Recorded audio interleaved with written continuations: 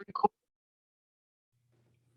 everyone. It's Dan and Nancy Leffler of Being with Grief.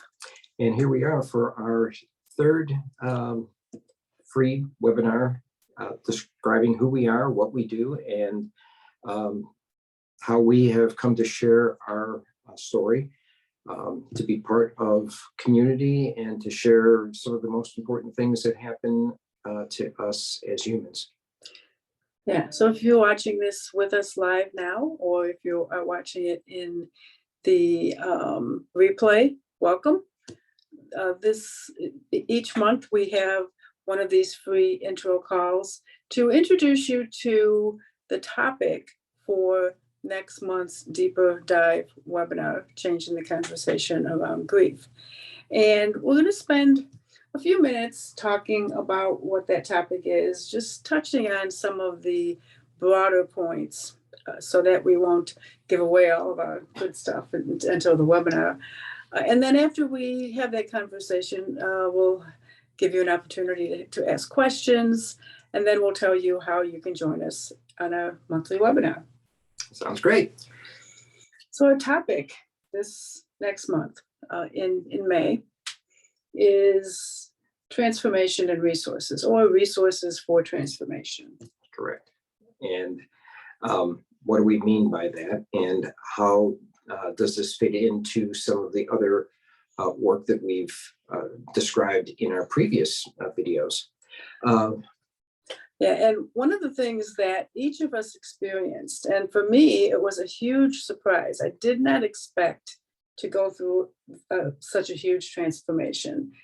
But each of us discovered that as we followed a grief journey, we were led to transformation. Yes. One of the things that I was thinking about prior to this recording was, yes, grief immediately changes you from your reality into something else. It transforms you in an instant. And sometimes you don't recognize what that is, which is why it can feel so difficult and so like you're overwhelming, and like you don't know how to meet it. So that's what we hope these conversations will help you to do, is to begin to recognize its effect on your life and begin to look for the resources so that you can have your own transformation. And when I say transformation, I don't mean it needs to be something that's unrecognizable. My own transformation led me back to who I already was. It removed the layers of protection. It removed the layers of the masks. We were talking about masks earlier. Mm-hmm. We all wear masks to help keep us safe, to hide from things that make us uncomfortable. And my transformation helped me to be able to take off those masks and be more authentic and true to who I am. Exactly. And the transformation that grief initially gives you, think about what the transformation will be from grief to something else. And what is that something else? Those are some of the things that we talk about in resources and how those resources become available to us. Right. And what are some of the resources? Certainly there are resources that we, community outreach, resources from grief support from faith communities or hospice centers. Those are some resources that are very helpful. And some of the resources that we use in our own practice and our own work with our clients, specifically for myself, I talk about self-care and creativity, and to name a few, and we'll go much deeper into those on a May webinar. But how can those resources, how can self-care and help us to meet grief? It doesn't, for me, it wasn't it was counterintuitive. It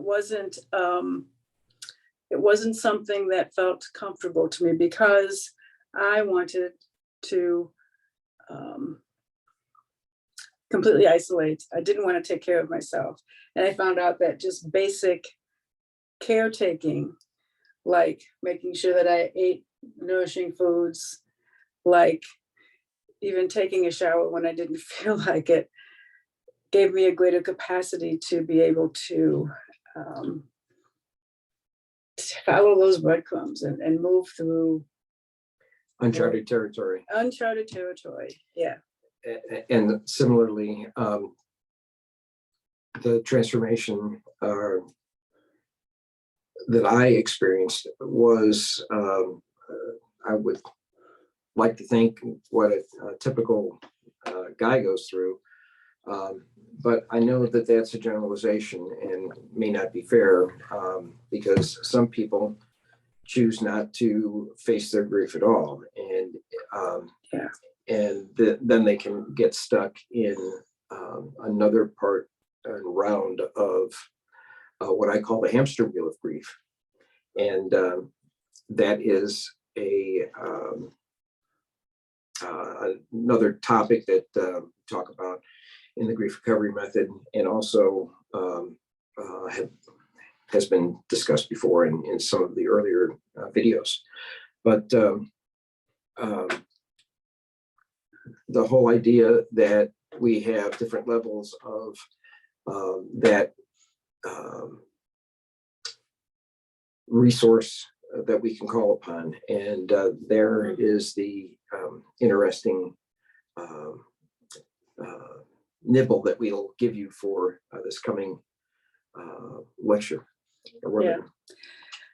Yes. And as I said, our free intros happen every single month, and you can come to them for free as long as you want. There's no limit right now on how many of these you can come to.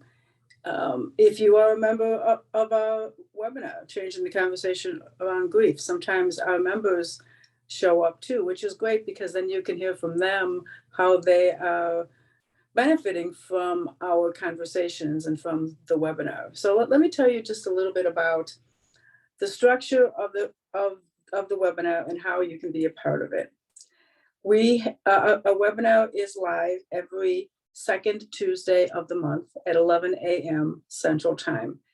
Now that may change from time to time, but for the most part, that's when we'll be doing our live webinars. Each month we have a different topic. As you heard, this May's topic is transformation and resources, or resources for transformation, however you want to look at it.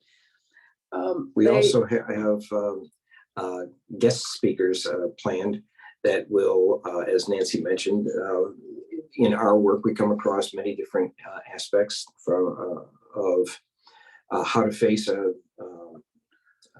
your transforming grief, from estate planners to end of life doulas, and many others. We'll give you a little snippet, token hint now that in June we will be having our first interview with someone who's going to be talking about ambiguous grief, and we'll talk a little bit more about that in our June, in our May free intro. The landing page for the course has all the information, and it has all the topics that we will be covering from the beginning of the webinar, which was in March, through the end of this year, and some possible topics for 2023 ongoing. We also want to hear from you. What do you want to hear us talk about? What questions do you have? And to that end, when you join us for the monthly webinar, you will be added to our private Facebook group. And it's private so that no one can find it. It's a safe place where these difficult conversations can be had without fear of someone commenting on them in a way that doesn't help us, in a way that, so it keeps a clean, clear space where we can all feel safe to ask these difficult questions.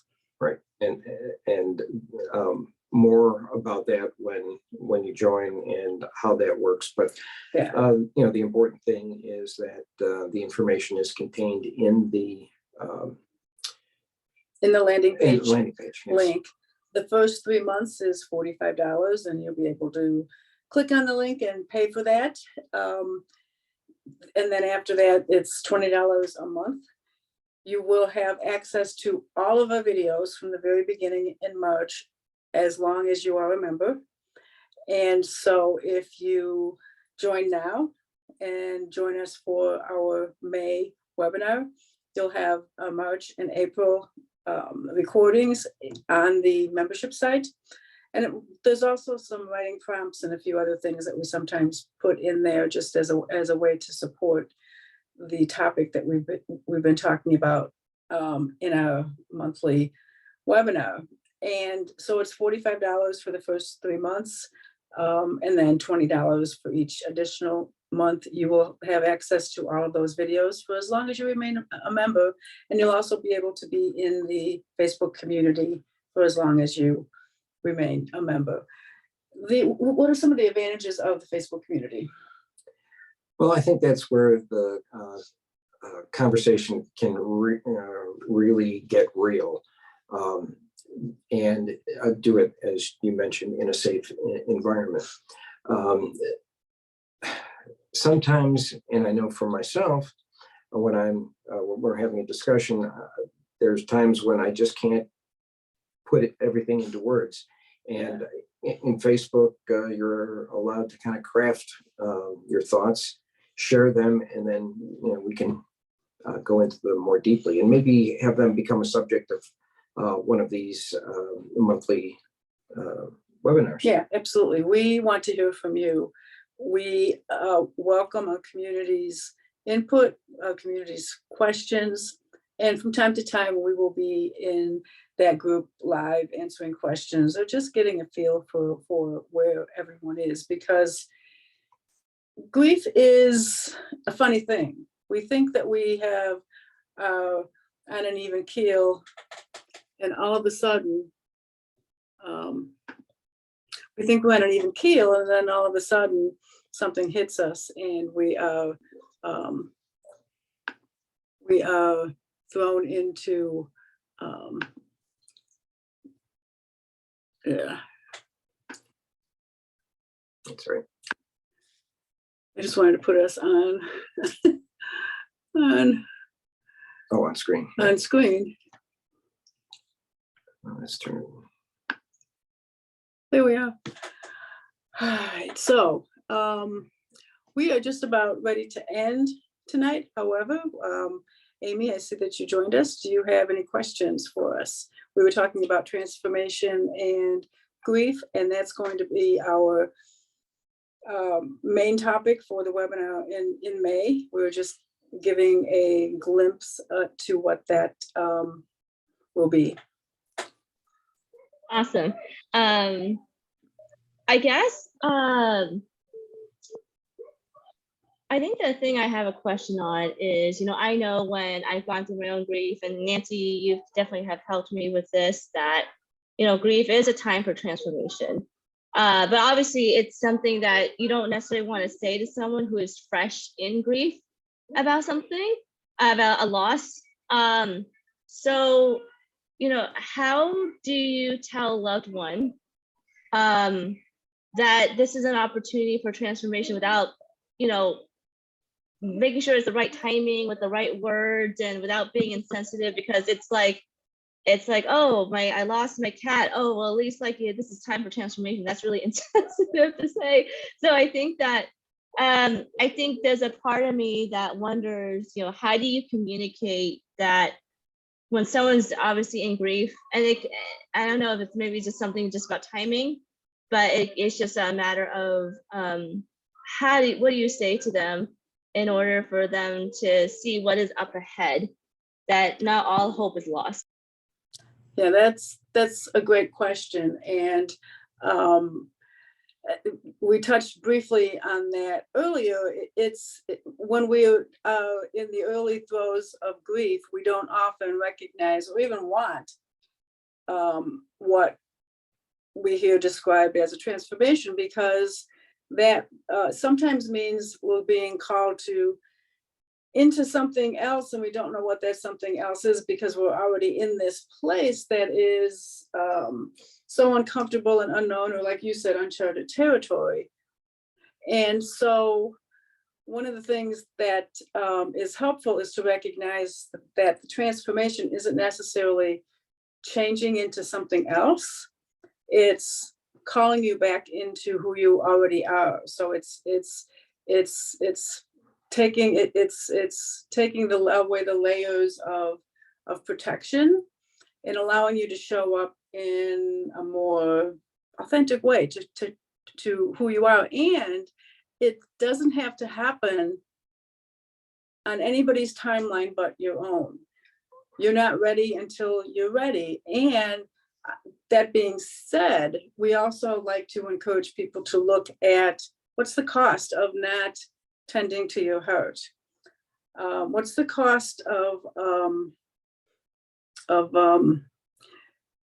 keeping your head buried, or not clearing away the brush from the new growth? I think though, the other aspect of it is, you observe somebody who's grieving, and knowing what the right time is. I heard Amy say, and or what the right words are, and there's no wrong words. I guess there can be wrong words. It could be wrong words, but or words that are not helpful. that's more appropriate. Yeah. And yet it's that vulnerability and being willing and open to start that conversation. That's what this series is about. So. Yeah. Did that answer your question, Amy? I think so. Yes, I think it basically it just like when it comes to someone's grief, I think it's just about meeting them where they are, and then just walking along their journey with them. Yeah, and we will be sure to incorporate a deeper answer to your question in the webinar, because we'll have more time to expand on the topic that we'll be talking about, as well as this question. So I thank you for asking it. Yeah, and we kind of touched on some of these things in the last month's meeting. So there's things there that we can refer to. We can draw on. So great. Any other questions, Amy, before we wrap up a call tonight? Nope, I'm good. I got to go get my daughter a snack. So thank you, everyone. Okay.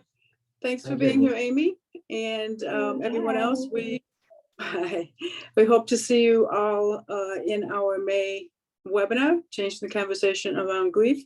Look for the information on how to join us in the comments. Thank you.